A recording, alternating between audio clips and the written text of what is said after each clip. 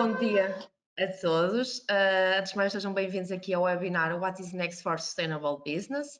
Esta sessão decorrerá durante cerca de 60 minutos e, no fundo, estaremos aqui, no fundo, para debater um daquilo que é os temas mais em voga, a sustentabilidade. Vou começar por cumprimentar e apresentar os intervenientes desta sessão, depois, no fundo, explicar um bocadinho como é que se organizará a sessão. Primeiramente temos Cátia Oliveira, com licenciatura e mestrado em Engenharia do Ambiente e que atualmente exerce funções de Head of Sustainability na Valerius Hub, sendo aqui responsável pelo Departamento de Sustentabilidade desta plataforma de negócio, que agrega transversalmente as várias empresas deste universo Valerius. Com elevada experiência em projetos de ideia e inovação, atualmente está focado no desenvolvimento de estratégias da sustentabilidade do grupo, cujos pilares fundamentais assentam na sustentabilidade e circularidade, tecnologia e inovação e pessoas. Muito bom dia, Cátia, bem-vinda. Temos também Fernando Merino, atualmente líder da equipa do projeto financiado pelo Ministério da Indústria e Tecnologia da Turquia e pela União Europeia para o desenvolvimento da indústria de textos técnicos na província de Denizli, na Turquia.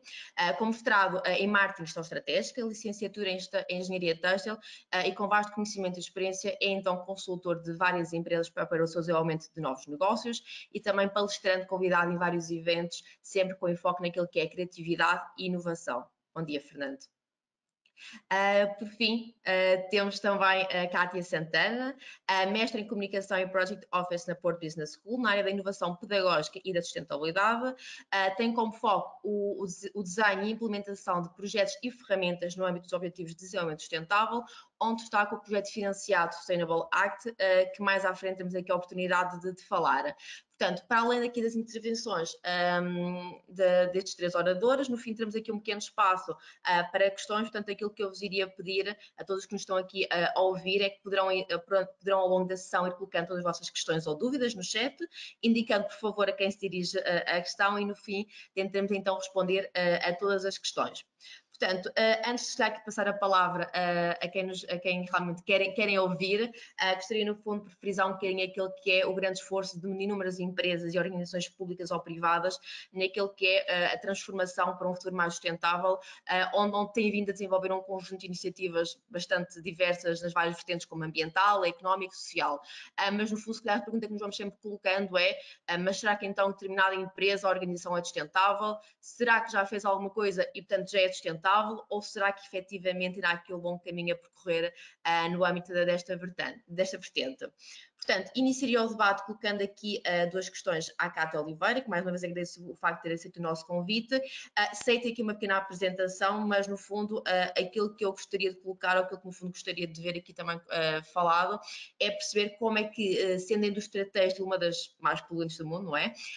Como é que o Grupo Valerius, no fundo, redefiniu aquilo que é o seu modelo de negócio em prol ou em linha com aquilo que são as prioridades da sustentabilidade e, no fundo, perceber que projetos têm feito e aquilo que está previsto a curto e médio prazo a vir a fazer. Cátia, passo-te a palavra. Olá, Filipe, obrigada a todos que estão aqui presentes. Sim, eu tenho uma apresentação, vou só partilhar aqui o meu ecrã, porque eu acho que aquilo que eu tenho a apresentar também... Já estão a ver? Já conseguem ver? Sim, Cátia, estamos a ver já. Ok.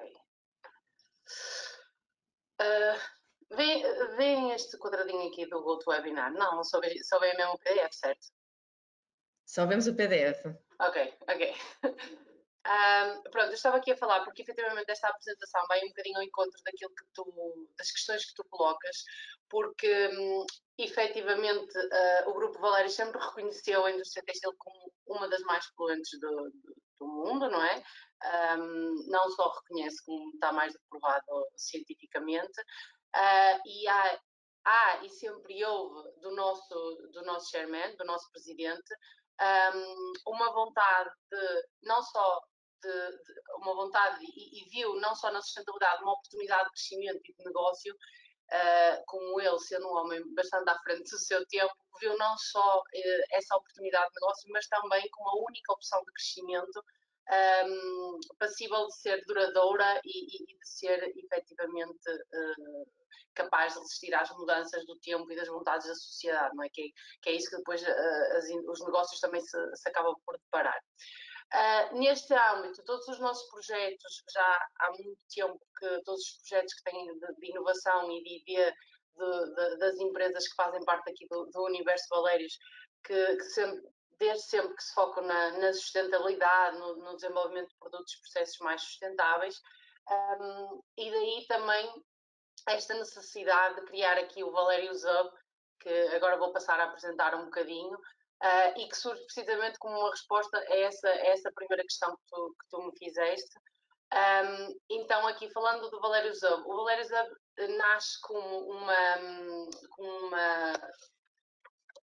uma plataforma de negócio para a indústria têxtil, que tenha como base a sustentabilidade, ou seja, o objetivo do grupo foi efetivamente agora estava a faltar o termo em português, mas levar a indústria para a direção da sustentabilidade, não só as nossas empresas, mas toda a indústria, principalmente em Portugal, porque, como nós sabemos, a indústria têxtil teve muitos altos e muitos baixos, e nós acreditamos que o único caminho para a frente é se apostarmos em inovação e em inovação e de sustentável. E então serviu aqui o Valérios Hub como uma plataforma de negócio que fosse capaz de agregar o valor das empresas desta indústria, tudo em torno de soluções sustentáveis.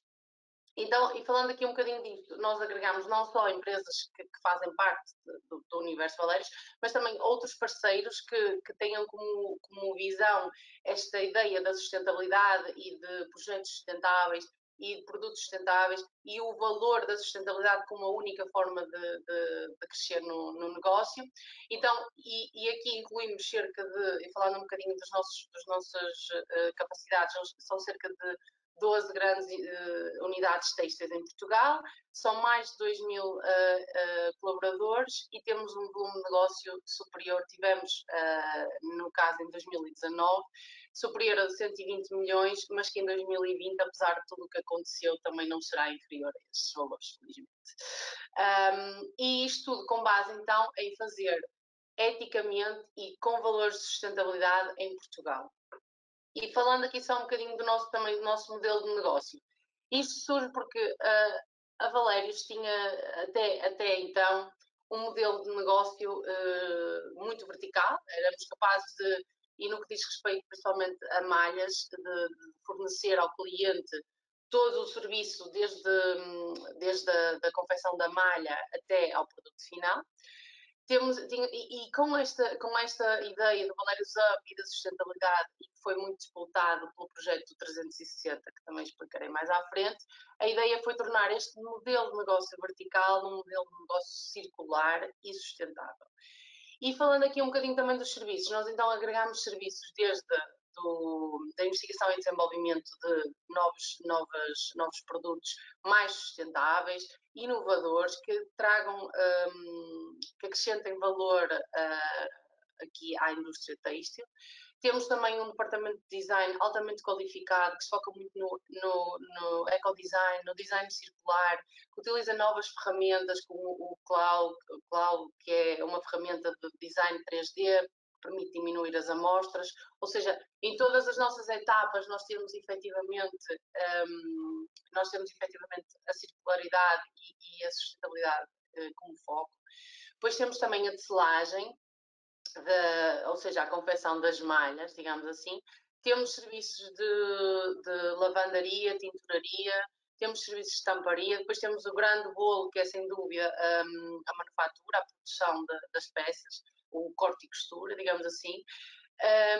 Temos agora a nossa unidade de reciclagem, que nos permite, e aqui sim, permite-nos passar de vertical para um modelo de negócio circular, porque com a nossa unidade nós somos capazes de reciclar, ou seja, de voltar a introduzir na cadeia de valor todo o desperdício, tudo o que se perde. E temos ainda serviços digitais, desde logística, e-commerce, que permite-nos apresentar ao cliente não um produto, porque nós acreditamos que o produto, isso já era um modelo de negócio antigo, nós queremos oferecer ao cliente um serviço e que seja um serviço holístico, integrado e que apresente ao cliente tudo o que ele necessita. Se o cliente necessitar só de uma destas fases do processo, tudo bem. Mas se o cliente também necessitar de todas as outras, nós também somos capazes de dar a resposta a essa demanda. Depois aqui falando um bocadinho das nossas áreas de negócio, sem dúvida a roupa, o vestuário é aquilo que é o nosso core business. Depois também temos também a unidade de calçado, que faz parte do nosso portfólio, e temos também a nossa empresa de estacionário, que nos permite também utilizar um bocadinho alguns subprodutos da 360 aqui para acrescentar valor ao modelo de negócio do Valério Zé. Falando aqui da comunidade, falando aqui um bocadinho, nós estamos essencialmente no norte, apenas temos em Lisboa a Skin Intimates, que é uma empresa que se dedica, que faz parte do universo Valérios e que se dedica à confecção de lingerie, underwear, intimates, swimwear, por aí. E depois temos aqui, praticamente é tudo na região norte, sendo que Barcelos concentra sem dúvida a grande maioria, a parte com Famalicão. Temos empresas desde as empresas de confecção, as empresas de tinturaria. Temos também o nosso laboratório certificado como um laboratório externo. Nós conseguimos fazer qualquer tipo de controle de qualidade, porque é uma entidade certificada independentemente. Depois sim, temos, como eu referi, a Campor, que é a nossa unidade de calçado, e temos ainda a Ambar, que é a nossa unidade de estacionário no Porto, e temos a Valérios 360. Falando aqui um bocadinho da comunidade do Hub, é isto. Dentro dos nossos segmentos do têxtil, temos activewear, temos contemporary fashion, knitwear, ou seja, no fundo conseguimos dar resposta a uma grande variedade de produtos. E depois aqui falando um bocadinho do nosso digamos que o último grande projeto, e que continua a ser um projeto muito atual, porque isto é um projeto que está ainda em desenvolvimento, foi um projeto no total de cerca de 25 milhões, e que pretendeu efetivamente tornar a circularidade uma realidade para a indústria têxtil, que nos permitisse não só reciclar produtos, porque reciclar produtos já se fazia, reciclar desperdício têxtil já se fazia, mas não se fazia como produtos de elevado valor acrescentado. Era efetivamente produtos como, por exemplo, preenchimento de colchões, de estofos de carros, por aí. E o nosso objetivo era não criar isso, mas criar um produto de elevado valor acrescentado que nos permitisse reintroduzir os desperdícios na confecção de novas peças de têxtil e vestuário. Então, esta é a nossa unidade de reciclagem. Muito brevemente descrevendo, é um processo que se pretende que tenha zero desperdício e que é constituído pelas seguintes etapas. Nós fazemos efetivamente a recolha ou recepção de desperdício de têxtil, pode ser pré ou pós-consumer. Aqui só fazendo uma introdução, o pré-consumer é aquilo que é desperdício de produção, ou seja, desperdício de cortes e por aí. O pós-consumer é aquilo que já é a peça feita, já foi usada pelo cliente, ou dead stock, por exemplo. Depois tudo isto é separado, tudo isto é dividido separado por composição, por cor, por estrutura, para as nossas máquinas serem capazes de fazerem uma reciclagem muito mais assertiva e produzir um produto final de qualidade muito superior. Depois, então, o processo passa da separação para o grinding, que nós chamamos de grinding, que é efetivamente a nossa máquina de reciclagem. Depois temos ainda dentro da 370 o spinning, que é a fiação da fibra reciclada, que nós fazemos mistura com fibra virgem para garantir a maior qualidade possível do fio reciclado. Normalmente 50-50, mas conseguimos fazer percentagens maiores de reciclado, é o nosso mínimo 50-50. Tudo isto é feito dentro do mesmo espaço. Depois, então, o fio segue para a nossa unidade de selagem e posteriormente seguirá para a confecção de vestuário, de peça de vestuário. Aqui é uma parte que, como é que nós conseguimos garantir zero desperdícios? Através da nossa unidade de transformação de papel. É uma coisa que está a ser feita, que não existe em lado nenhum no mundo, que é fazer papel algodão com algodão reciclado. Ou seja, já existe, com certeza, empresas que fazem papel algodão, mas aqui nós vamos fazer papel algodão não com algodão virgem, mas com algodão reciclado. E é aqui que nós vamos conseguir reaproveitar todas as fibras que não têm qualidade suficiente para ir para a fiação e que vamos vamos usá-las para fazer o papel. Ok? Pronto, depois falando aqui e aproveitando aqui esta parte do slide para te falar um bocadinho dos nossos projetos e de como é que a Valérios viu a sustentabilidade. Pronto, acho que já expliquei a importância da sustentabilidade no Grupo Valérios, é efetivamente muita, sem dúvida, um dos drivers. Daí também que surgiu a necessidade de criação deste departamento, o Departamento de Sustentabilidade, que apesar de ser muito recente, a verdade é que já existia há muito tempo os projetos de ID e inovação direcionados para a sustentabilidade no grupo.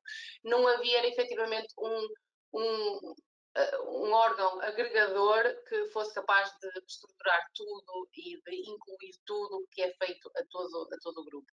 São muitas empresas, cada uma depois acaba por ter os seus projetos e era preciso efetivamente algo que agregasse tudo numa estratégia de sustentabilidade comum, numa estratégia que permitisse criar a base para futuros, para traçar KPIs e traçar metas concretas com valores específicos.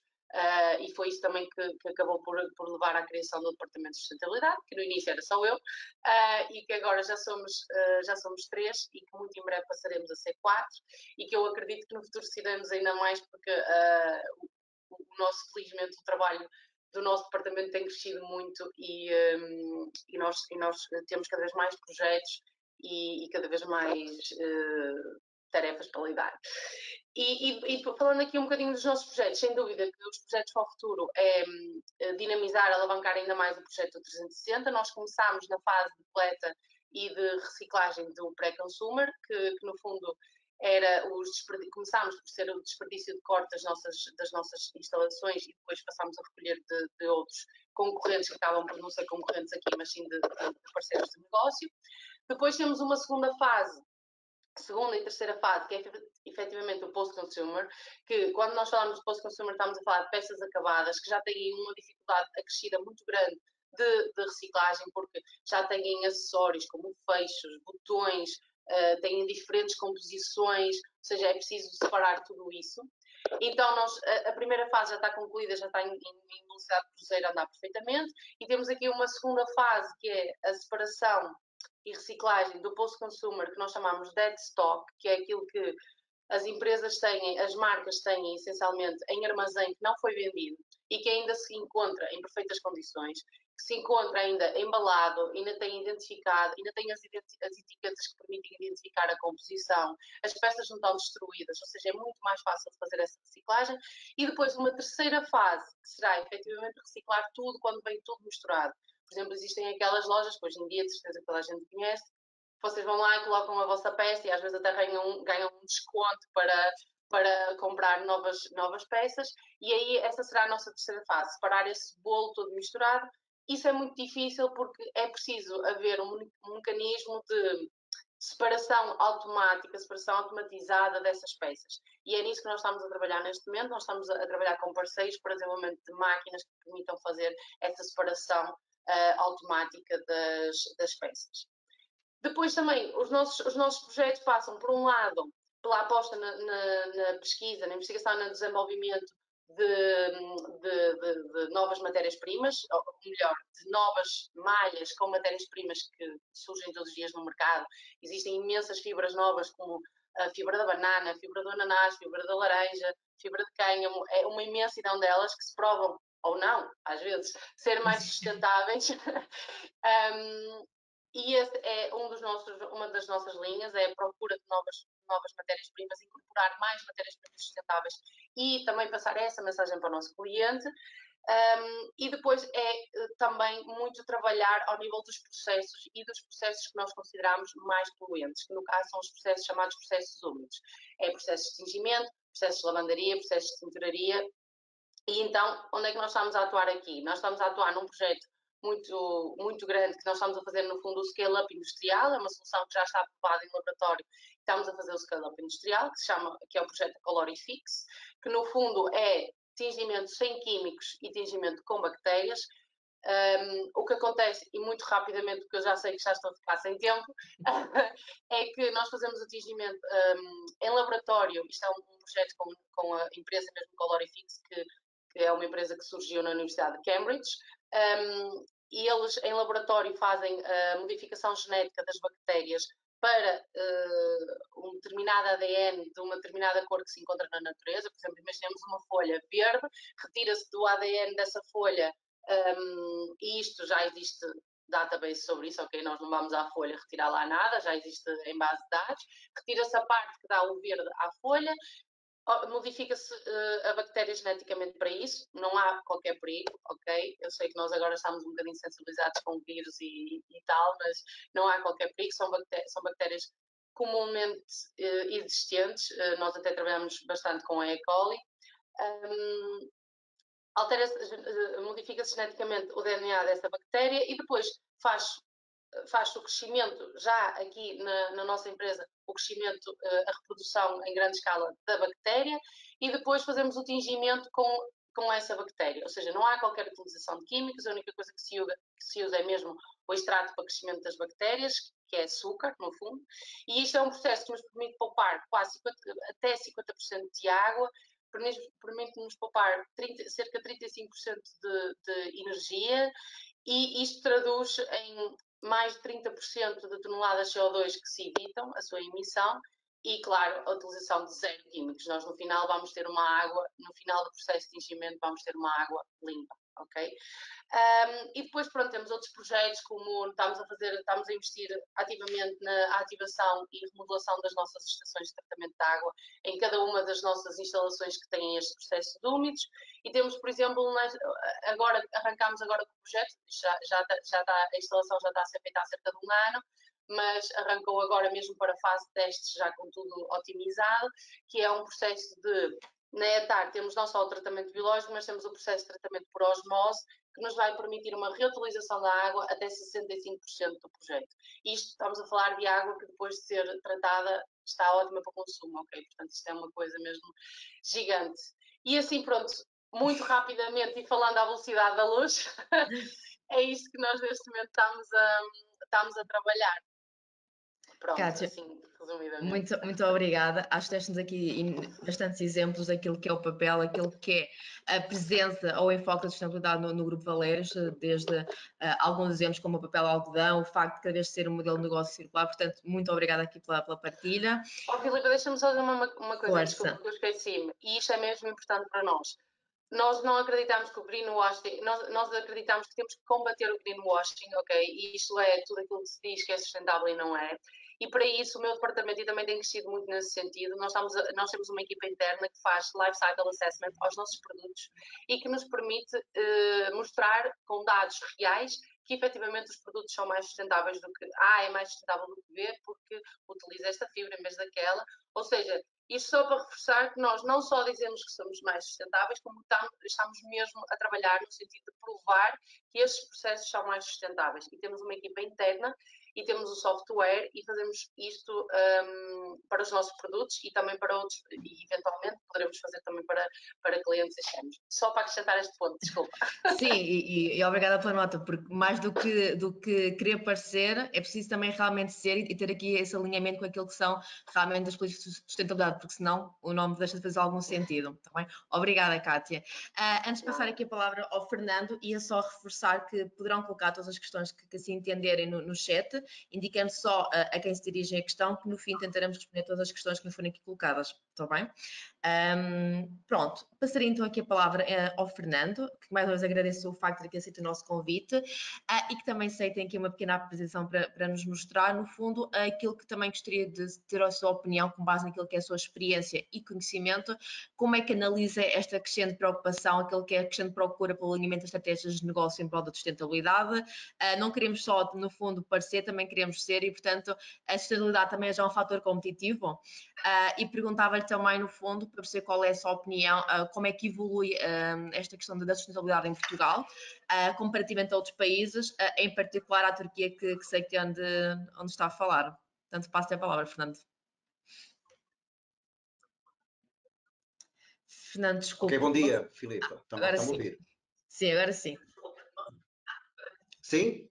Sim. Deve haver um delay na comunicação. Bom dia aí, boa tarde aqui. Muito obrigado pelo convite, Filipe. Muito gosto em conhecê-la. Cumprimentar a Cátia Oliveira, que já não vejo há muito tempo. Desejo-lhe os maiores sucessos. Cumprimentar também a Cátia Santana, não nos conhecemos pessoalmente. Para si também. Vimos-nos em sítios diferentes. Cruzámos anteriormente. A PBS também é uma referência e, portanto, também cumprimentá-los e agradecer o convite. Vou então partilhar aqui o meu ecrã, ok? Tenho aqui alguns slides. Como é que isto, acho que isto está a funcionar. Julgo que do lado direito deverá ter a opção para partilha de ecrã, Fernando. Está partilhado agora? Sim, agora sim. Ok, pronto. Então, relativamente à preocupação na questão que me coloca, de facto o mundo está repleto de mudanças sociais, ambientais, económicas, e a indústria tem sido sempre responsável por encontrar e implementar diversas soluções. Eu não vou falar sobre o projeto que estou a desenvolver aqui na Turquia. É um projeto de transformação para têxteis técnicos numa região importante da Turquia, mas os têxteis técnicos acabam por ser uma interface muito importante para falar sobre inovação, sobre tecnologia, em particular também sobre a sustentabilidade. Eu, como tenho uma experiência mais recente antes de vir para a Turquia, no setor automóvel, mas ligada à indústria têxtil, acho que o interessante seria até partilhar a minha experiência nesta área. Portanto, o exemplo da indústria automóvel é que, pela natureza do ciclo de desenvolvimento, que é bastante longo, o desenvolvimento do setor automóvel, as questões da sustentabilidade têm que ser pensadas com bastante antecedência. O desenvolvimento de um novo modelo, por exemplo, de um automóvel, desde aquilo que é o rabisco no papel, o primeiro rabisco, até à produção dos primeiros componentes, pode demorar no mínimo 5 anos, por exemplo. O que é que isso implica? Implica um forecast de tendências muito antecipado. A indústria da moda é diferente, tem ciclos muito mais curtos e sazonais, portanto, as preocupações são as mesmas, a forma de chegar às soluções e de as implementar é diferente, em alguns casos cruzam-se, isso também é interessante. E depois também há aqui um outro aspecto, que é exatamente momentos inesperados como aquele em que vivemos atualmente com a questão da pandemia e que, no fundo, nos colocam a todos, as empresas e os setores industriais, numa nova era e naquilo que é a possível mudança de paradigma e que exige respostas que impactem nos modelos de sustentabilidade. Mas o que é que eu quero dizer com isto? Uma das grandes tendências da mobilidade em termos de transportes, de veículos, é uma das grandes tendências, já era muito comentada há bastante tempo, é a questão da partilha. A partilha de espaços, como nos transportes públicos, já é uma coisa muito comum, mas a partilha de espaços nos veículos ligeiros, em particular, é mais recente, é mais emergente, já vinha a ser pensada. Esta imagem que está aqui é, no fundo, de um concept car da Hyundai, um projeto muito recente, em que eles apresentam um conceito em que o foco da inovação está na higiene. Está direcionado para a higiene e, portanto, mas eles pretendem, obviamente, levar este conceito para os veículos de série. O que é que este veículo tem? No fundo, tem um módulo que esteriliza o interior do veículo quando as pessoas saem. Portanto, um veículo que é partilhado é um veículo que é utilizado hoje por um conjunto de pessoas. É um pouco mais para além daquilo que é o rent-a-car, mas as pessoas deixam o veículo e o veículo tem que ser esterilizado. E, portanto, este carro foi pensado para ter um módulo de higiene. Tem também o conjunto de lâmpadas no interior, que são lâmpadas próprias para eliminar vírus.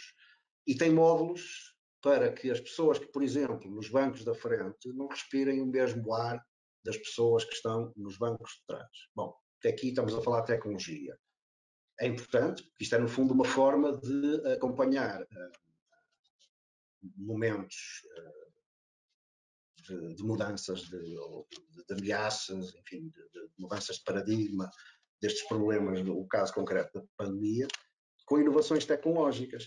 Mas este carro, se começarmos a reparar melhor o interior, ele, para além de ser modular, enfim, tem um conjunto de coisas que permitem visualizações a 360 graus, enfim, um conjunto de formas de estar que se adaptam enfim, já a pensar naquilo que é eventualmente a condução autónoma. Mas os materiais do interior são materiais muito pensados com materiais naturais, pensados pela reciclagem e no upcycling dos materiais. Por exemplo, este aqui vai buscar muitas fibras de lã e as fibras de bambu, que são fibras naturais e que são muito, enfim, eles utilizam isto com elevados padrões de qualidade, mas que depois são muito coerentes com aquilo que é o conceito da sustentabilidade de um veículo elétrico como é este.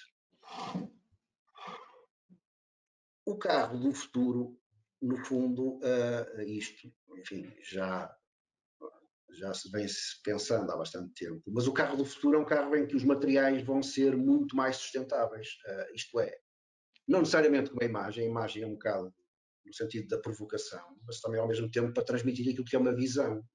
Muitos dos materiais, muitas das superfícies que até hoje são metálicas ou plásticas, estão a passar a ser, e vão cada vez mais ser, baseadas em materiais têxteis, em materiais muito naturais, enfim, com recurso cada vez menor àquilo que são as fibras sintéticas. E a BMW é uma marca que se afirma como sendo a maior marca mundial da sustentabilidade no setor automóvel. De facto, a BMW, em termos de estratégia de grupo, e acho que isto aqui já começamos a entrar um pouco naquilo que são as questões dos modelos, das estratégias, dos modelos de negócio, da questão que colocava a Filipe, é que a BMW, por exemplo, continua a investir, tem sempre investido naquilo que é a integração da sustentabilidade no modelo de negócio. Uma marca que se afirma como sendo premium e sendo a maior marca de sustentabilidade no automóvel, o que é que eles fazem? Investem continuamente e sempre com a sustentabilidade naquilo que é o modelo de negócio. Porquê? Porque também veem que a sustentabilidade, os desafios da sustentabilidade, são uma oportunidade para que o grupo BMW desenvolva não só produtos, mas também como serviços inovadores. A sustentabilidade, por outro lado, contribui com uma visão a longo termo, ou seja, traz contributos a longo termo para aquilo que é a visão estratégica do grupo. E tudo que são inovações, as inovações para a BMW têm que ter um impacto em termos sociais e ambientais. Agora,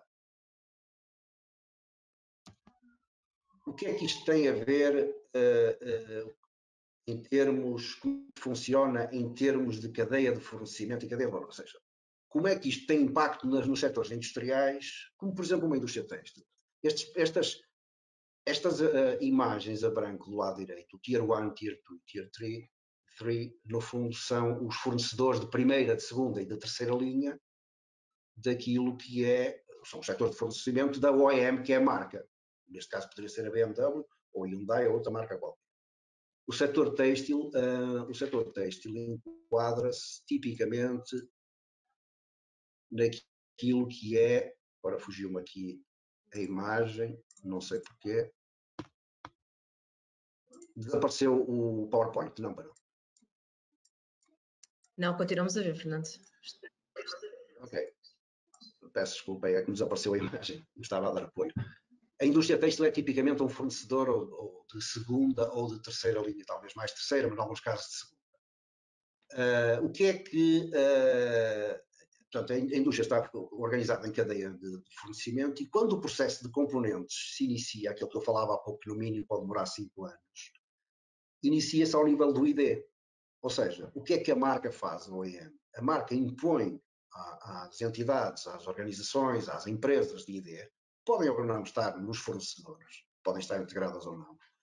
No fundo, o que eles impõem é que o design tem que ser amigo do ambiente. o design da solução, da proposta. O design tem que ser visto numa perspectiva de reciclagem. A engenharia tem que prever o ciclo de vida. Portanto, isto são questões que são diretrizes impostas às áreas de investigação e desenvolvimento. Portanto, as empresas têxteis ou outras empresas de outros setores que integram a componente da investigação são logo confrontadas com estas imposições. Mas, por seu lado, aquilo que a marca exige aos fornecedores é que as empresas implementem estándares ambientais e sociais, que promovam a transparência e a eficiência das fontes de produção, que a aquisição dos materiais, das matérias-primas, sejam amigáveis do ponto de vista ambiental, do ponto de vista social, e que a aquisição dos materiais, portanto, seja todos vistos do ponto de vista de reutilização e de sustentabilidade. O que é que isto implica? Implica que ao nível dos fornecedores, ao nível da produção, aliás, portanto, isto depois cai na empresa, os materiais devem ser, ou seja, as soluções pensadas e propostas devem utilizar matérias-primas recicláveis e, de preferência, em que haja o conceito do upcycling desses materiais. Esta imagem é, no fundo, voltando um bocadinho à primeira, porque isto tem aqui do lado direito 3 questões, ou seja, muito importantes, que têm a ver com a estratégia corporativa, os modelos de negócio e a cadeia de valor. Tem a ver com a pergunta que a Filipa me fez. Ou seja, uma empresa têxtil, por exemplo, que esteja inserida no fornecimento, da cadeia de fornecimento do setor automóvel, tem necessariamente, porque é confrontada com estas imposições, com estas exigências, tem que forçosamente integrar na sua estratégia corporativa, no seu modelo de negócio, as preocupações de natureza da sustentabilidade, da natureza sustentável. Portanto, isto tem impactos nas empresas. As empresas têm que se preparar e têm que propor soluções. Esta imagem, no fundo, representa aquilo que não é novidade, mas tem a ver também com o que eu falava há bocado, que é a antecipação, o tal forecast, que tem que ser feito com muita antecedência no setor automóvel e que é, no fundo, em 2006, já se dizia que em 2033 os carros utilizarão muito material natural. E, na realidade, isso está a acontecer, mesmo ao nível das componentes exteriores. Portanto, nós estamos mais habituados, se calhar, a ver o plástico, os metais e depois as fibras de carbono que dão um ar high-tech aos automóveis, e continuamos a ver, e está cada vez mais a crescer, porque naturalmente também essas tecnologias estão a ficar mais acessíveis e não deixam de estar exclusivamente nos topos de gama, mas pronto, mas isso é o que neste momento já está a acontecer e o que em muitos dos casos as empresas têxteis têm em consideração para propor novas soluções. E, portanto, o que é que a indústria têxtil pode fazer assim mais fora da caixa? Então, um exemplo que eu tenho utilizado aqui na Turquia, e na Turquia porquê? Porque a Turquia é o maior produtor mundial de fibras. E esta imagem que está aqui, no fundo, é a utilização das fibras, esta alavanca de velocidades de um carro que por acaso é automático, mas tem na mesma uma alavanca de velocidades. Estas fibras são fibras de uma árvore, que é a árvore do figo. Portanto, não há abate de árvores, assim como não há abate de sobreiros para se retirar a cortiça para depois a utilizarmos em coisas fashion ou mais high-tech. Não.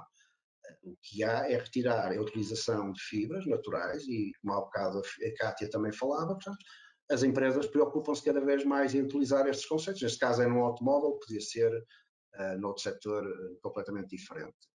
A indústria automóvel também utiliza não só muitos têxteis, mas também quantidades enormes de couro e, portanto, é cada vez mais a preocupação das empresas que trabalham com o couro para interiores automóveis, os assentos, os revestimentos das portas, etc., preocuparem-se em lançar, em ter linhas de inovação específicas para o upcycling destes materiais, não só para se verem livre deles, mas para poder trabalhar em soluções para o interior do automóvel. Eu dou aqui um exemplo de uma empresa que é um dos maiores transformadores de pele nesse sentido, e portanto o que vemos aqui são componentes também de uma alavanca de velocidades e componentes de uma porta, em que o que acontece é que os resíduos do couro de uma área de produção, de corte, são depois trabalhados em misturas com outros polímeros, em que, portanto, uma componente do material de revestimento do interior do automóvel acaba por ser uma mistura entre polímeros e resíduos, neste caso de couro, em que depois pode explorar, ter mais ou menos toque do couro, ou o cheiro do couro, o aroma, enfim, há várias possibilidades, mas na realidade é o mesmo que está a acontecer com os fios têxteis, em que quando se diz que o fio utiliza poliéster recuperado das garrafas de água, enfim, com todas essas preocupações, e vamos tirar as garrafas do oceano e o plástico do oceano, e vamos reutilizar estes plásticos e produzir fios, não quer dizer que o fio seja 100% PET de uma garrafa de plástico, mas tem que ter, no fundo, para ser certificado, tem que ter uma determinada componente, porcentagem de plástico. E aqui acontece o mesmo com o couro. Portanto, em Portugal há de facto muita coisa a ser feita com a cortiça, por sermos o principal produtor desta matéria-prima. Em Portugal há muitas empresas na área, é um setor também muito forte, que é a indústria do calçado, e portanto há enormes desperdícios. Esta imagem representa apenas uma qualidade de desperdícios sintéticos do corte de solas da indústria do calçado, e depois aparecem empresas em que os conceitos misturam-se, ou melhor, o conceito é um e as matérias-primas é que acabam por se misturar, e portanto nas portuguesas o que vemos é a utilização de materiais como a cortiça, que são materiais sustentáveis, e os outros que não são tão sustentáveis, mas que acabam por se tornar, ao serem utilizados neste conceito, porque deixam de ir para um aterro, ou deixam de ser, enfim, aquelas utilizações menos simpáticas, e passam a estar reincorporados, neste caso, numa linha de calçado. Há outros exemplos, não necessariamente em Portugal, mas isto é um exemplo vindo de Itália, em que a utilização das fibras naturais dos cogumelos, por exemplo, cogumelos que por acaso também há quem trabalhe o cogumelo para produzir, por exemplo, espumas de aplicação industrial, neste caso é para calçado. Este não é um exemplo de Portugal, mas eu sei que em Portugal também estão a fazer a Tintex, que é um bom exemplo no Norte, um bom exemplo para Portugal e para a Europa, um dos melhores exemplos europeus daquilo que está a ser feito, por exemplo, com tingimento com matérias naturais, utilização de resíduos da indústria vinícola, enfim, também com flores, não necessariamente, não sei se talvez até com os cogumelos também. Portanto, no fundo, o tratamento e a coloração de materiais têxteis com base em produtos naturais, portanto, para eliminar a utilização dos produtos químicos, dos corantes, enfim, e utilizar mais aquilo que são os materiais naturais. Não sei se me alonguei, penso que a primeira questão a primeira parte da questão que a Filipa me colocou está respondida, mas ainda havia aqui uma outra que tem a ver com a questão da sustentabilidade Sim, no fundo, se consegue comparar aquilo que é as políticas que Portugal estão a ser implementadas em Portugal, ou se comparativamente a outros países estamos atrás, estamos à frente, estamos realmente a ser capazes de ser inovador a esse nível. É no fundo também, de forma um bocadinho já aqui resumida, qual é que é o seu ponto de vista sobre isso? Ora bem, eu acho que agora até tenho uma posição privilegiada, como eu estou fora e olho para a Europa, não é? Porque eu estou no Médio Oriente. E, portanto, a perspectiva é que Portugal está no bom caminho. Portanto, eu até fui dando aqui alguns exemplos. Eu, quando olho para Portugal, olho para a indústria têxtil, porque é o meio onde me movo.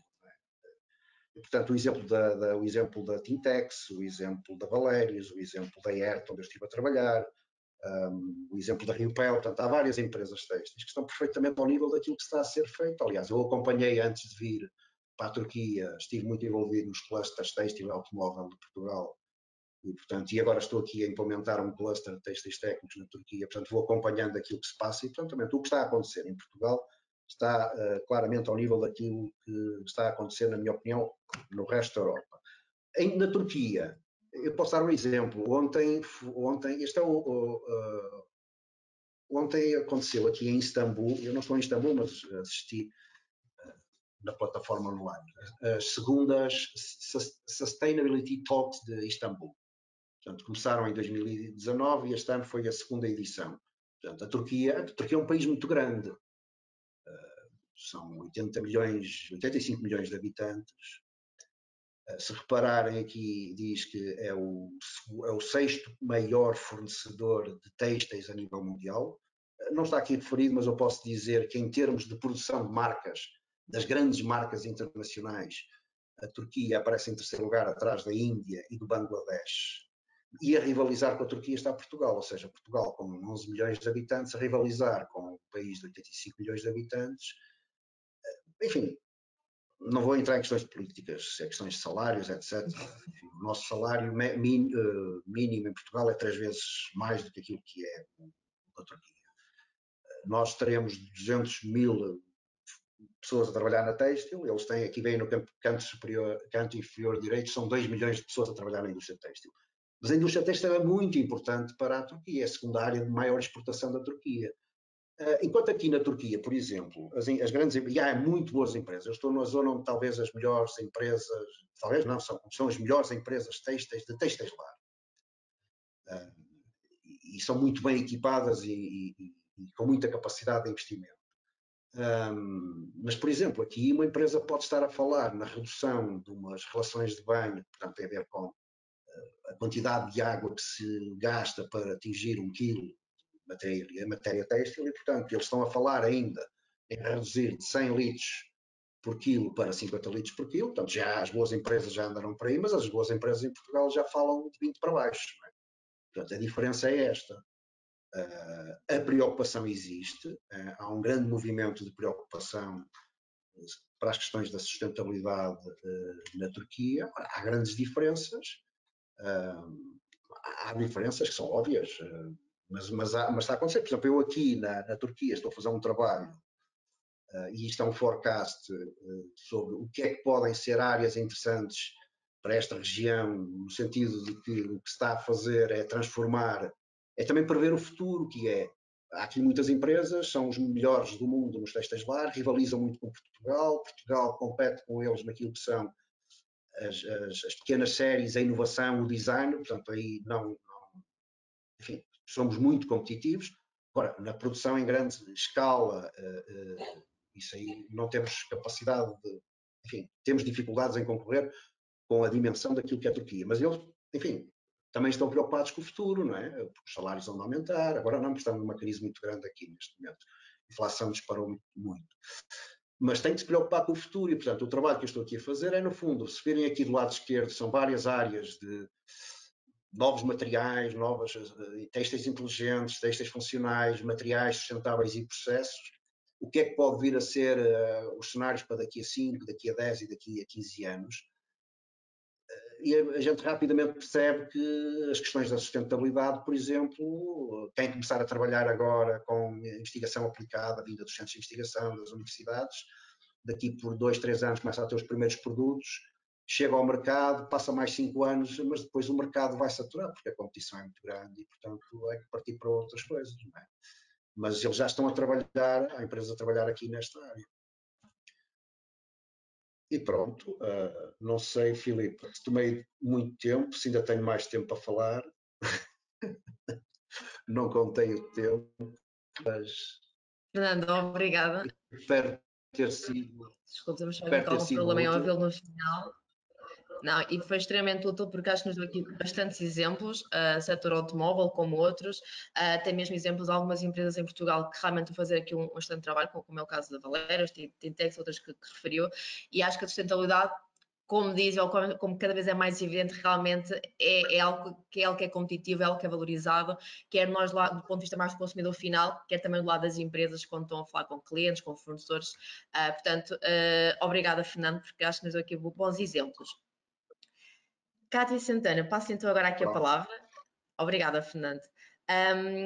Porque no fundo também tem aqui uma perspectiva um bocadinho diferente, não é? Daquilo que é sustentabilidade, mas do ponto de vista de uma escola que é a PBS, altamente reconhecida nacional e internacionalmente, e que também tem a desenvolver um conjunto de iniciativas, quer internas, quer externas, e portanto também colocaria aqui então a questão, também sei que tem aqui uma apresentação, mas no fundo é perceber que iniciativas tem vindo a fazer e se calhar pedir-lhe para também falar um bocadinho daquele que é um projeto que é o Sustainable Lab, que também tem aqui, está altamente alinhado com aquilo que é a sustentabilidade. E portanto, Cátia, passo-lhe a palavra. Obrigada uma vez mais. Obrigada, Filipa. Espero que estejam a ver o meu ecrã, acho que já comecei a partilhar. Queria desde já agradecer primeiramente o convite, muito obrigada pelo privilégio de estar aqui. e dizer à Cátia e ao Fernando que adorei ouvi-los. Eu já conheço bem a Valérias, aliás, até convidamos algumas vezes a Valérias a estar presente nos nossos eventos, exatamente porque reconhecemos que é um enorme exemplo a nível nacional, e tive muito atenta à apresentação do Fernando, achei mesmo muito curiosos alguns dos pormenores que mostrou, mas como disse a Filipe, eu tenho uma perspectiva um pouco diferente, trago uma perspectiva da educação. Porto Business School, para quem não conhece, muito rapidamente, é a Escola de Negócios da Universidade do Porto, nasce da parceria entre o mundo académico, que é representado pela Universidade do Porto, e as grandes empresas, principalmente no norte do país, e procuramos responder às verdadeiras necessidades das empresas, ou seja, estamos em constante contacto com o mundo real do negócio e do trabalho, e temos também aqui uma perspectiva muito diferente, que é, nós temos consciência de que estamos a formar os futuros decisores, os futuros gestores das empresas nacionais e internacionais, e como tal sentimos que é nossa obrigação também influenciá-los de modo a que estas questões da sustentabilidade estejam presentes nas suas decisões. De há uns anos para cá, a Porto Business School tomou como estratégico tornar a sustentabilidade uma prioridade, ou seja, é uma prioridade estratégica para a escola. E neste sentido, nós temos uma série de iniciativas internas, eu não vou falar de todas, se não se importarem, vou só enumerar algumas. Temos uma série de iniciativas internas, umas que passam pela questão do people e outras que passam pela questão do purpose. Falando da questão do propósito, como eu estava a dizer, nós temos consciência, somos uma escola de negócios, temos consciência de que estamos a influenciar os futuros decisores. E, como tal, o que nós fizemos foi, olhando para a sustentabilidade como algo que é absolutamente basilar e estratégico, queremos que este tema seja absolutamente transversal a toda a nossa oferta formativa. Ou seja, o objetivo é que, desde o momento que entram na escola, em qualquer tipo de oferta, o tema da sustentabilidade seja sempre abordado. Não queremos falar de economia sem falar de economia sustentável, não queremos falar de gestão de pessoas sem falar de objetivos de desenvolvimento sustentável. E claro que temos alguma oferta, temos neste momento duas ofertas em formação executiva muito focadas na sustentabilidade, uma em gestão sustentável e a outra em gestão de projetos sustentáveis, porque o mercado também assim o exige, que toquemos diretamente no tema, mas o objetivo é que o tema seja absolutamente transversal a toda a oferta.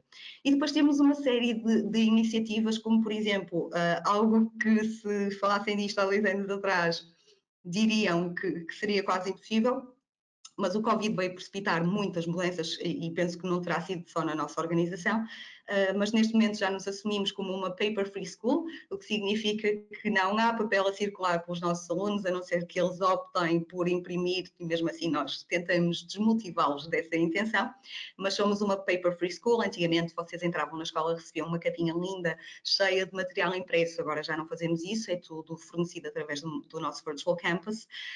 Temos também um sistema de aulas híbrido by default, que significa que podem assistir presencialmente ou online, que poupa muito nas emissões de carbono nas deslocações e que permite também, por outro lado, uma melhor compatibilidade entre o work-life balance e os estudos no meio disto tudo, porque muitos dos nossos estudantes, a esmagadora maioria dos nossos alunos são trabalhadores, e isto permite-lhes gerir melhor o tempo entre o trabalho, a Porto Business School e a família. E temos também, por exemplo, uma horta urbana, a maior horta urbana da Península Ibérica, se não estou enganada, que está a ser utilizada pelo staff e por alguns dos nossos professores, que produz imensos produtos hortícolas e que depois dá origem a uns cabazes. É uma atividade também muito interessante e aconselho toda a gente a vir ao Porto Business School visitar a nossa horta urbana.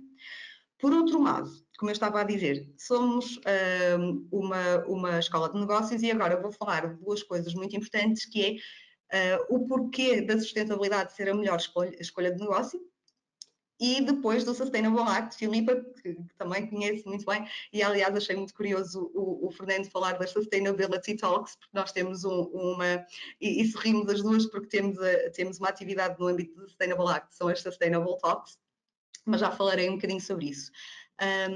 Nós o que tendemos a dizer aos nossos alunos e o que tendemos a tentar passar para fora, como eu estava a dizer, é que se até há pouco tempo estas questões da ética, da responsabilidade social, corporativa, da sustentabilidade e o nome que nós lhe damos, como eu costumo dizer, isto não é muito simpático de dizer, mas é verdade, o nome que lhe damos é um bocadinho diferente desde que façamos as ações. Se até há pouco tempo isto era uma questão moral, ética ou até legal, neste momento nós consideramos que a sustentabilidade é a melhor decisão de negócio e vou-vos mostrar apenas muito rapidamente os 4 principais argumentos e vou tentar ser o mais breve possível. 4 oportunidades para a sustentabilidade no mundo dos negócios. Primeiro, e isto penso que já todos temos esta consciência, os consumidores influenciam o modus operandi das organizações e eles estão a usar a sua influência de compra para dizer que querem produtos sustentáveis. Há uma série de notícias, eu tento fundamentar aquilo que digo com factos, e há uma série de notícias, por exemplo, do Financial Times, que dizem que as empresas que têm um propósito alinhado com as questões da sustentabilidade são mais lucrativas. Também temos um estudo da Nielsen, se não conhecem a Nielsen faz os maiores estudos a nível mundial, e eles estudaram 30 mil consumidores em 60 países e conseguiram mostrar que os consumidores estão dispostos a pagar mais por marcas com propósito e alinhadas com os Objetivos de Desenvolvimento Sustentável. E dir-se-ia que seriam só os millennials, mas não, são todos. O caso da Unilever, todos conhecemos a Unilever, um gigante, uma coisa muito curiosa é que as marcas que estão associadas ao Sustainable Living, que é uma submarca da Unilever, estão a crescer 69% mais depressa do que as outras e neste momento significam 75% do crescimento financeiro da organização. Por isso, há dinheiro a fazer no negócio sustentável. Trago-vos este exemplo muito curioso, porque não consigo evitar o facto de gostar muito dele, que é um anúncio da Patagónia em plena Black Friday, a dizer, por favor, não comprem este casaco. E se calhar aqui a Kátia será a pessoa que melhor poderia falar sobre isto, muito mais do que eu, mas a ideia deles é muito simples, que é, porquê dizer às pessoas, por favor, não comprem um artigo nosso em plena Black Friday? Porque as pessoas têm cada vez mais uma noção de consumismo desenfreado que não é compatível com a sustentabilidade do nosso planeta e, além disso, a Patagónia tem uma mensagem coerente e a ideia é que os consumidores precisam de comprar menos, mas as marcas também têm que fazer menos coisas com mais qualidade. E nós temos o poder de decidir com a nossa compra. Outro motivo muito particular, e este diz-me muito, o talento está a mover-se para organizações que têm a sustentabilidade no âmago da sua ação e que veem a sustentabilidade como estratégica e prioritária. Eu, quando descobri este dado, fiquei um bocadinho surpreendida, mas em mais ou menos 2025, cerca de 75% da força laboral dos Estados Unidos será composta por millennials. Como nós sabemos, a Europa não demorará muitos anos a alcançar os mesmos números, porque nós tendemos a andar alguns anos atrás dos Estados Unidos, mas os millennials querem trabalhar com empregadores que estão comprometidos com este tipo de valor, com este tipo de iniciativa, com os Objetivos de Desenvolvimento Sustentável, com a sustentabilidade, com a responsabilidade social corporativa, o que lhe queiram chamar. Isto significa que aqueles que agora se comprometerem o mais rapidamente possível com a sustentabilidade e com este propósito, terão a oportunidade de escolher os melhores, porque o talento está a mover-se para estas organizações. Uma coisa é nós andarmos a perseguir o talento porque o mercado assim exige, outra coisa é o talento vir ter connosco e nós ainda termos a oportunidade de escolher porque as pessoas querem trabalhar connosco. Não me vou alongar nos próximos 2 temas, até porque não são os mais importantes, mas não posso falar, vindo de uma escola de negócios, não posso falar de sustentabilidade sem falar sobre isto também. A economia verde é um grande negócio. Há um dado muito curioso que diz que há cerca de 12 bilhões de dólares associados ao cumprimento dos Objetivos de Desenvolvimento Sustentável. E outra questão é, temos o Green Deal, que será talvez o motor da nossa recuperação e que pode impactar financeiramente muito as organizações. Outro motivo, o acesso a capital mais barato. Aqui trago-vos um exemplo de obrigações verdes. As obrigações verdes são obrigações que estão associadas a indicadores ESG. Os indicadores ESG simplesmente significam ambientais, sociais e de governança.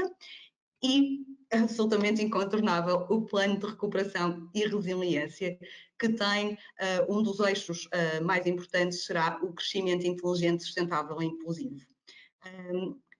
Queria também dizer-vos que na escola nós tentamos falar daquilo que conhecemos, e quando nós assumimos como estratégica a questão da sustentabilidade e tendo consciência de que falamos para as empresas e para os futuros gestores, quisemos conhecer um bocadinho a realidade das organizações em Portugal. Fizemos um estudo, este estudo foi elaborado um bocadinho no rescaldo da tomada de consciência de que todos fomos obrigados a fazer por causa da pandemia, e descobrimos algumas coisas muito interessantes. Trago-vos apenas alguns dados. Quase 44% das empresas que responderam ao questionário admitiu não ter orçamento para as práticas da sustentabilidade, 23% nem sequer sabe se existe um orçamento ou não sabe qual é o orçamento, mas ao mesmo tempo dizem que o tema é muito importante na respectiva estratégia. Bem, o que não se mede não se gere. Quando não há ownership, o tema tende a ficar um bocadinho perdido na organização, e isto mostra-nos exatamente isso, que o tema é importante, mas ao mesmo tempo pode não haver owner, não há departamento, não há orçamento. Há uma coisa muito, muito interessante, que é a economia circular ainda fica abaixo do limiar de 50% de aplicação pelas empresas que responderam ao nosso questionário, e esperemos que nos próximos tempos estes números subam exponencialmente. E exatamente porque queremos que estes números subam e esta tomada de consciência seja cada vez maior, e porque acreditamos mesmo que isto é fundamental para a sobrevivência das empresas em Portugal, principalmente as PME, porque as Big Corp, as grandes corporações, já estão a trabalhar no tema da sustentabilidade há muito tempo, mas exatamente porque queremos servir diretamente as empresas nacionais, principalmente as PME, como eu estava a dizer, criamos o projeto financiado da Sustainable Act. O Sustainable Act é um projeto financiado pelo Compete 2020, que tem como principal objetivo promover, capacitar as organizações para a promoção de práticas de gestão sustentáveis, ou seja, o que nós queremos é criar consciência, apoiar, capacitar e depois, no fim, reconhecer. O projeto financiado tem como foco as PME do norte e centro do país. No entanto, qualquer pessoa pode aceder ao site do projeto e aceder aos recursos. Os recursos são totalmente gratuitos. Temos sim algumas atividades que são um bocadinho mais dirigidas às PME do norte e centro do país, mas o objetivo é pegar naquela imensa informação que existe sobre o tema. Eu penso que não tenha sido só comigo que isto tenha acontecido ao longo dos anos. Há tanta informação, tantos nomes, tantas fontes, que às páginas tantas não sabemos como mastigar tudo aquilo e transformar em informação relevante e útil para o dia-a-dia da organização. E nós tomamos isto como uma missão quase pessoal da escola, quase como o nosso propósito no projeto, que é tornar a informação fácil, acessível, gratuita para as PME que estejam interessadas em saber um pouco mais sobre o assunto. Como eu estava a dizer, o projeto tem duas grandes fases: capacitação e transformação. Passa pela consciência, pela capacitação e depois, no final, transformação e reconhecimento. E no âmbito deste reconhecimento, nós criamos algo que se chama o selo PME Sustentabilidade, que será atribuído já no próximo ano. Em breve teremos novidades, por favor, mantenham-se atentos, mas a ideia é reconhecer o esforço que as PME verdadeiramente fazem para terem a sustentabilidade no centro das suas ações, para responderem a esta necessidade. E também uma ideia muito importante que nós queremos transmitir, de que às vezes as empresas querem fazer e têm isto no seu plano estratégico, mas não sabem por onde começar. e quando não sabem por onde começar, optam por uma atitude que será talvez a maior inimiga da sustentabilidade no mundo dos negócios, que é a inação. E é isso que nós queremos contrariar a inação e queremos apoiar na ação. Convido todos a conhecerem o projeto Sustainable Act no site da Porto Business School ou em sustainableact.pt. Tem vários recursos lá. Se tiverem questões, não hesitem em contactar-nos, estaremos cá para vos apoiar em todo o percurso. E termino apenas dizendo que espero não ter, acho que ultrapassamos o tempo, mas eu tentei ser o mais sucinta possível e se tiverem questões, não hesitem. Obrigada, Kátia. Sim, estamos um bocadinho já aqui a ultrapassar o tempo, mas acho que também o que temos aqui temos de ter conteúdos extremamente irrelevantes, coisas que realmente vale a pena perder aqui um bocadinho mais para o tempo estipulado. Rapidamente, vou só passar aqui algumas questões que nos foram colocadas no chat ao longo da sessão.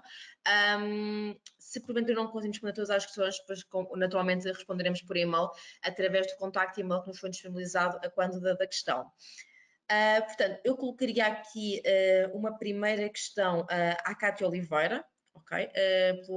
Pela pessoa José Tavares, que nos diz o seguinte: que ações têm previstas para combater o efeito greenwashing? O que é que as empresas realmente preocupadas em ser em vez de parecer podem fazer quanto a esta questão? Kátia, não sei se nos consegues dar aqui ajuda a esta resposta. Sim, é assim, aquilo foi aquela última nota que eu falei. Nós, para provarmos, quando uma empresa diz que fez algo, compra este produto porque é mais sustentável. Há uma maneira muito simples de perceber se é greenwashing ou não.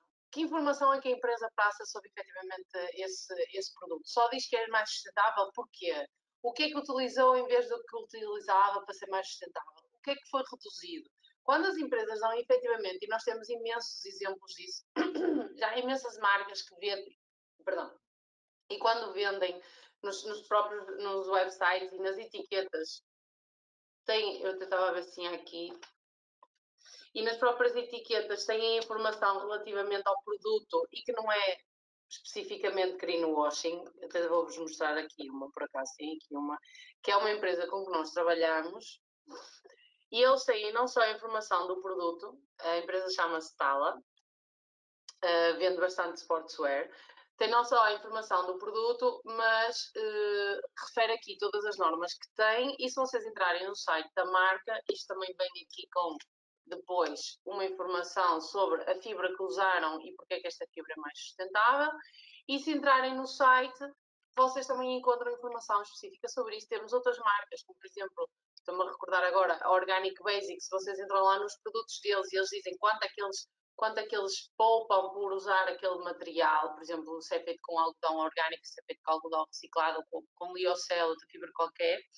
E nós, como Valérios, acreditamos que a única forma de fazer isto e de provar que efetivamente os nossos produtos são mais eficientes, são mais sustentáveis e eficientes, é através de Lifecycle Assessment, através de fazer estudos da avaliação de ciclo de vida do produto, em que nós vamos estudar o produto desde as matérias-primas, isto é, as fibras que são usadas, o fio que foi usado, onde é que foi produzido, incluir todo o transporte desde o cultivo ou produção da fibra até ao produto final. Nós só fazemos o LCA até estar pronto a expedida das nossas instalações, não é? Porque é o que conseguimos contabilizar no processo.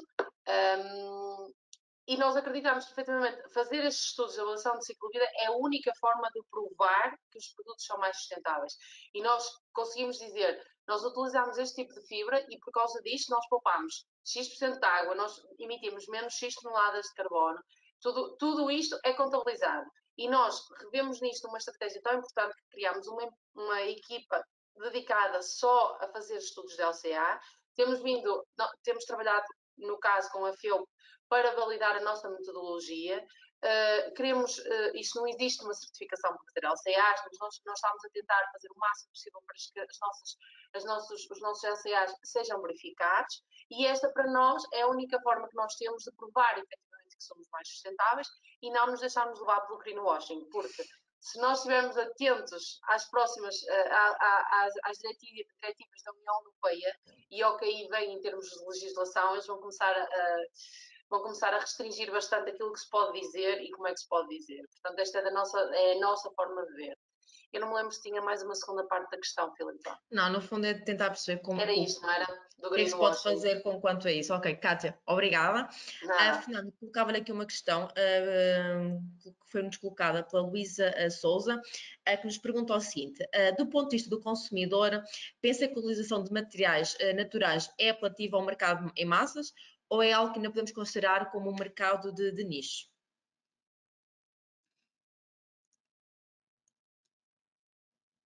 A questão é para mim. Exatamente, sim, Fernando. Ok. Se as fibras naturais, se é fibras Ou seja, naturais. do ponto de vista do consumidor, se pensa que a utilização de materiais naturais é algo que é, no fundo, para o mercado de massas ou ainda é algo que é muito direcionado para o mercado de nicho? Portanto, se quem valoriza isto, ainda são poucas as pessoas ou já começa a ser um mercado considerado em massa? Qual é a sua opinião? Eu, há bocado, no último slide que apresentei, dava a ideia de que daqui por 10 anos está massificado. Portanto, eu acho que sim. Quer dizer, pode ser um nicho no momento. No mercado do luxo, a sustentabilidade faz muito sentido. Em determinados segmentos também, mas eu acho que vai a caminho de ser massificado, não é? Não sei quando, enfim. O forecast, há bocado apresentei o forecast, mas o forecast é como o tempo muda, não é? E a gente tem que ir atualizando o forecast. Mas eu acho que está a caminho de ser massificado. Há uma cada vez maior consciência disso.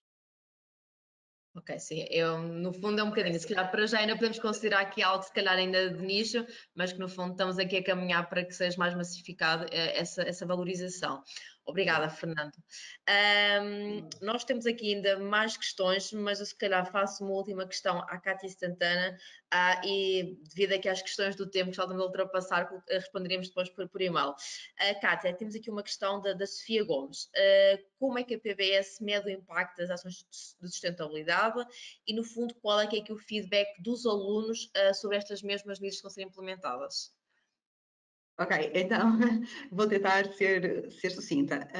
Nós estamos a desenvolver uma ferramenta de medição do impacto dos nossos programas, das nossas ofertas educativas nos Objetivos de Desenvolvimento Sustentável, chama-se SDG Monitor, está em fase piloto e posso dizer que, embora esteja em fase piloto e ainda não tenha dados finais para partilhar, já conseguimos identificar áreas nas quais nós temos que melhorar. Por exemplo, a igualdade de género, na qual ainda não conseguimos atingir os objetivos, por diversos e vários motivos que acho que todos conhecemos, mas que vale sempre a pena aprofundar e implementar medidas para corrigir. Depois medimos o impacto dos restantes projetos usando metodologias simples do antes e depois. Em relação ao feedback dos alunos, os alunos têm-nos dado feedback positivo. No limite não há feedback nenhum, o que é sempre bom, porque não temos feedback negativo.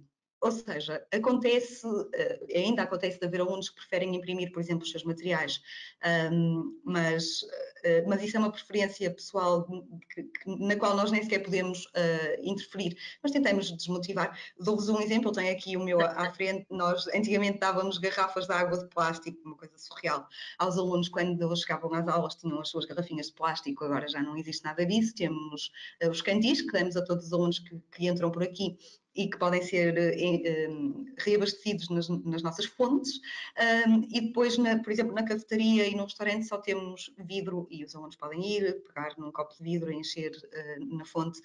O feedback tem sido fantástico, eu acho que as pessoas preocupam-se muito mais do que aquilo que nós pensamos, estão muito mais dispostas a abdicar de pequenos confortos para serem sustentáveis, muito mais do que nós pensamos. O feedback tem sido extraordinário e nós temos ainda muita coisa para vir. Nós somos uma escola, por isso, e somos uma business school pequena, não a nível nacional, nem a nível de reputação, porque aí acho que somos enormes, mas somos pequenas no sentido do número de alunos, mas o nosso impacto não pode não ser o que tem o maior potencial a nível de ações concretas no nosso edifício. O nosso edifício, por exemplo, é LEED Gold, nós usamos as águas da chuva para as descargas nas instalações sanitárias, temos uma série de iniciativas absolutamente fantásticas, convido-vos a vir conhecer o campus, sem sombra de dúvida que é um exemplo. Tenho o privilégio de trabalhar num local que não me obriga a mentir e a fazer greenwashing nestas apresentações. Tudo o que eu estou a dizer é absolutamente verdade. Isto é uma vantagem enorme, porque acho que se nota da forma como nós falamos sobre o assunto.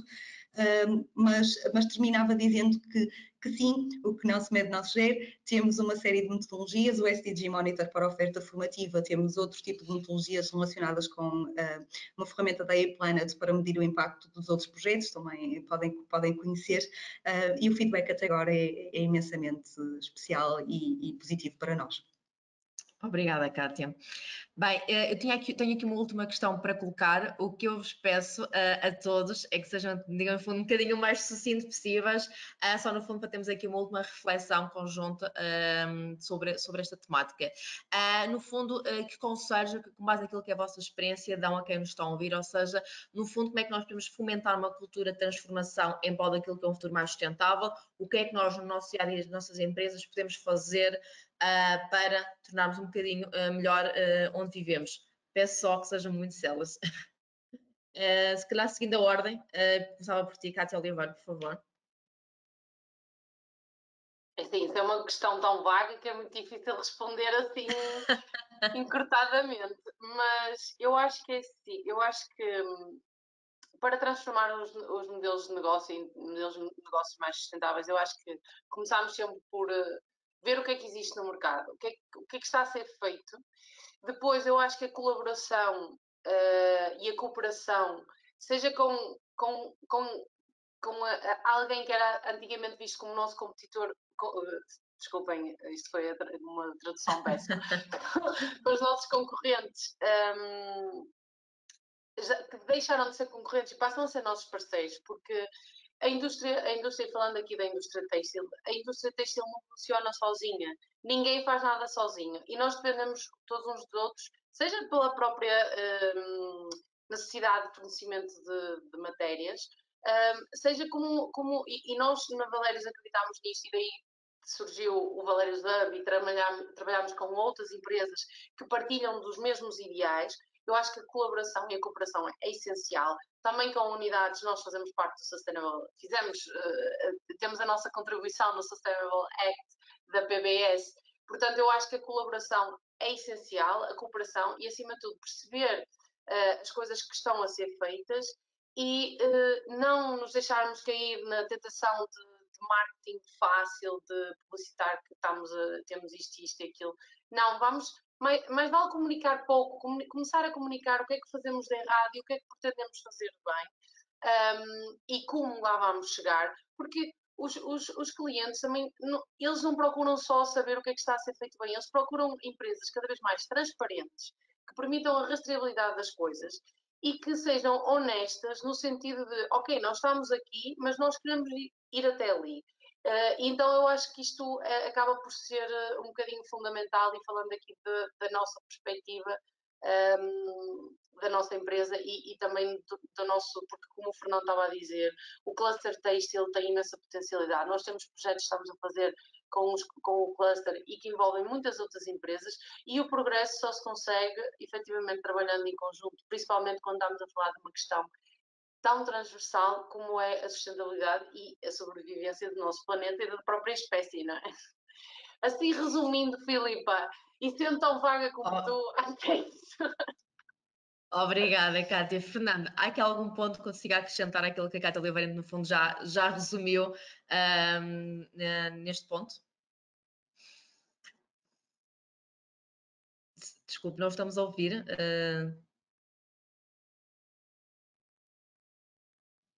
Ainda não? Já me apercebi, ok, desculpem. Sim, agora? Sim, agora sim.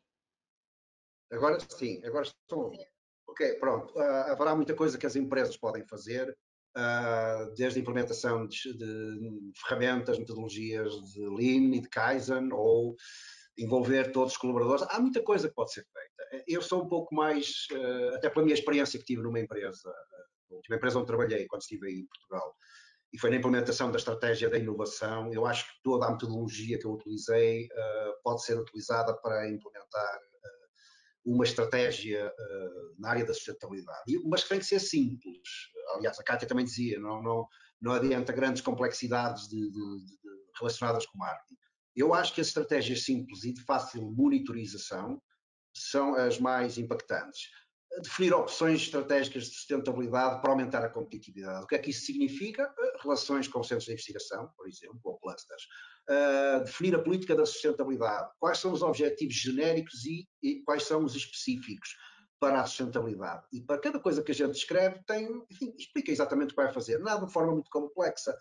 Quais são as linhas de inovação? Há bocado a Kátia Santana está a falar da Sustainable Act e eu estava a entender Sustainable Art.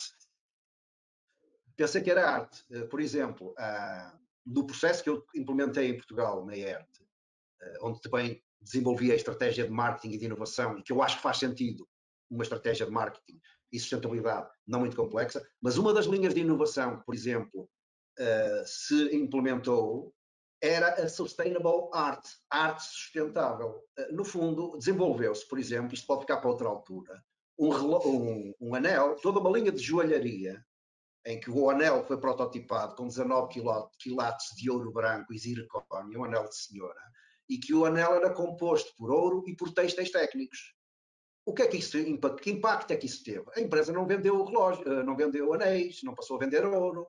A questão é que este tipo de abordagens à inovação, que poderia também ser do ponto de vista da sustentabilidade, porque na realidade era o mindset, abriu-nos as portas de, por exemplo, os designers da PSA, que é no fundo onde estão os designers da Peugeot e da Citroën, que por acaso desenvolvem carros onde os revestimentos das portas utilizam têxteis d'haute couture, em francês, com joias. E, portanto, porque tem a ver com aqueles concept cars. A arte sustentável também faz todo sentido, embora a Kátia estivesse a falar da Sustainable Act, mas eu lembrei-me disso e, portanto, estratégias simples, de fácil monitorização, com coisas muito simples. Porquê é que fazemos isto? Para atingir aquele objetivo. E as portas abrem-se. Obrigada, Fernanda. Obrigada. Kátia Santana, último minuto desta reflexão. Muito rápido, fazer alguma coisa. Como eu disse, a inação é a pior ação delas todas. A ausência de ação é a pior coisa que se pode fazer na sustentabilidade.